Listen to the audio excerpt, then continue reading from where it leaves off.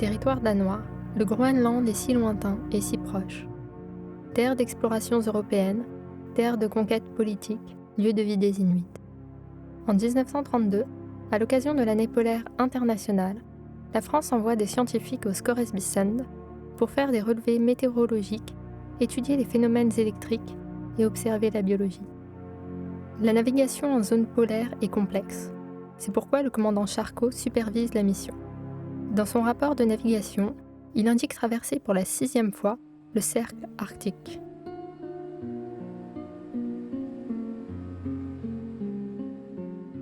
Le Pollux, un brise-glace, aide à transporter 25 tonnes de nourriture, 350 tonnes de matériel, et en profite pour s'entraîner au tir de précision en zone polaire.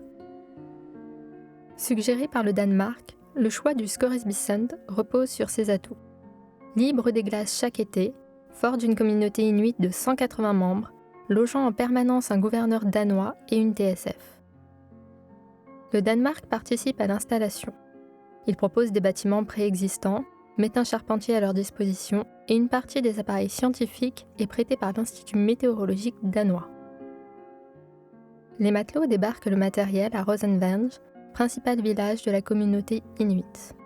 Sous l'œil de la caméra, ils tirent les traîneaux inuits remplis d'appareils scientifiques, poussent les groupes électrogènes destinés à la station d'observation, située à 500 mètres d'altitude.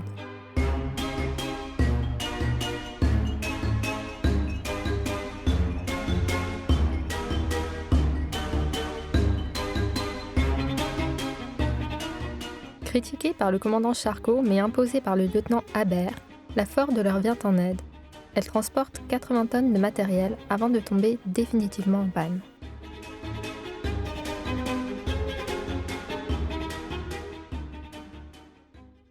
Spectateurs, les Inuits observent la cérémonie officielle du 11 août 1932.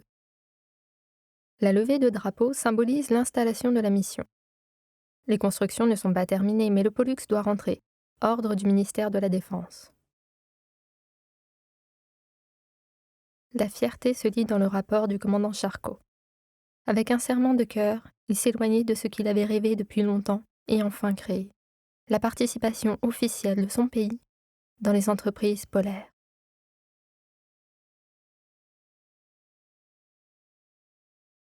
Les 15 membres de la mission, scientifiques, officiers de marine et matelots, restent seuls. La pellicule n'est pas témoin des désagréments de la mission. Un des marins tombe malade. C'est pour lutter contre la maladie que le gouverneur danois Hugh autorise temporairement la chasse.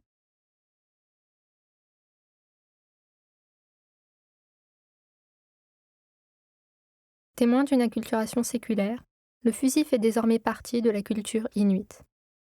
Les cartouches s'achètent dans un magasin qui leur vend des objets ménagers, des vêtements, du tabac, et où ils font commerce de leurs produits de chasse, principalement des peaux de phoque et d'ours blancs.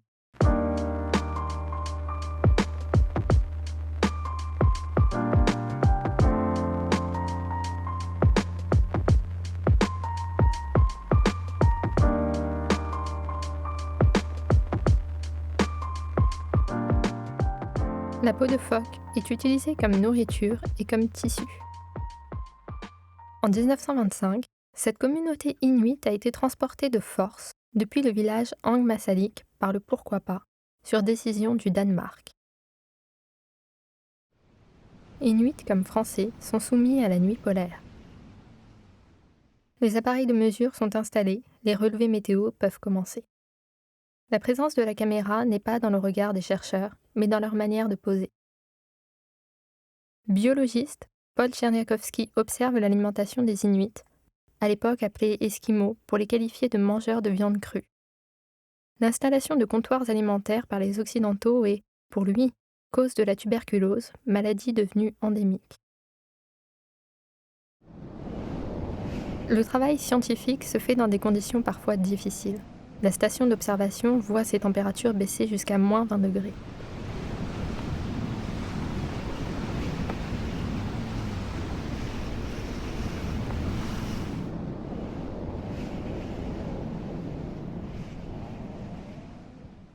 En qualité de chef de mission, le lieutenant Habert est responsable de la vie des quartiers-maîtres.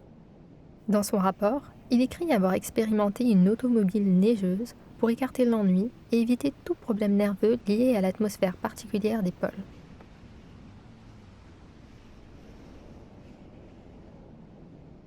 Derrière les appareils cinématographiques se trouve l'enseigne de vaisseau Ozano, aidée par un jeune Inuit. Un nid d'observation est construit et équipé d'appareils photo prêtés par le journal L'Illustration, dans le but de fixer les aurores boréales. En vain. L'Église est le second témoin de l'acculturation inuite. Le chamanisme a été remplacé par la messe protestante du pasteur-instituteur Abelsen.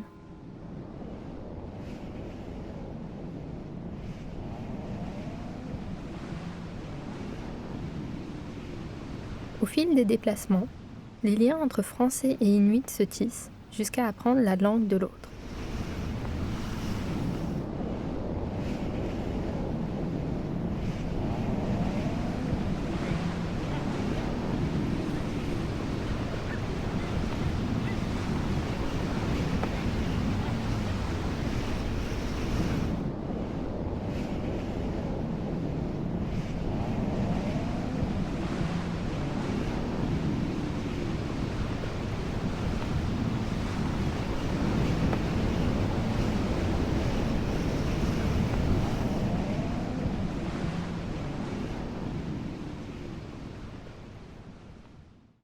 Fin mai, la saison des jours sans fin débute.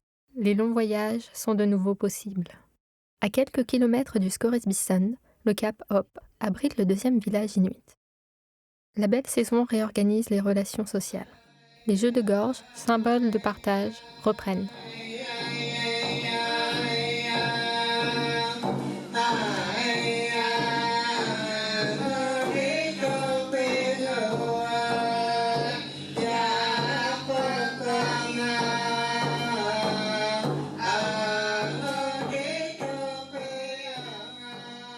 Le rire, cœur des relations interpersonnelles, est lié au bon fonctionnement de la société inuite. Rire signifie s'ouvrir à l'autre.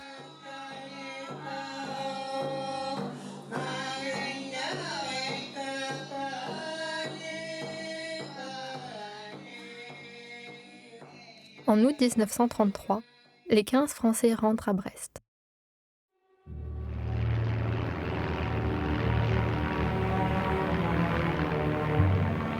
En 1962, la France, marquée par la guerre froide et la guerre d'Algérie, retourne au Groenland. Symbole d'une tension internationale, le cercle polaire voit passer les sous-marins, les torpilles, les tirs de précision, les reconnaissances aéronautiques auxquelles les soldats français participent.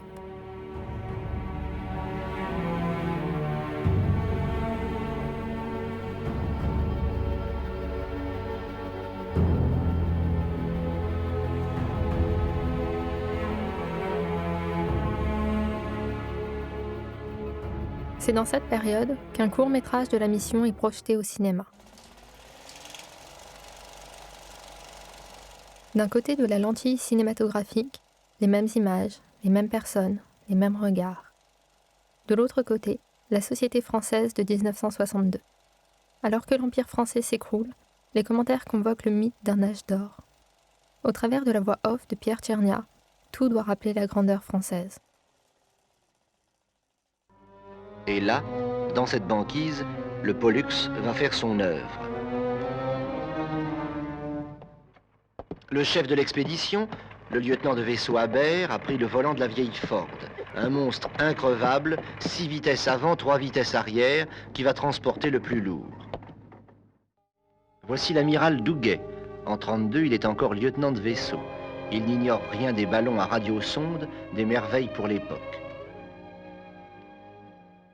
Pour les Esquimaux, la présence des Français ne bouleverse pas leur vie quotidienne, la pêche, la chasse, les chiens, la neige.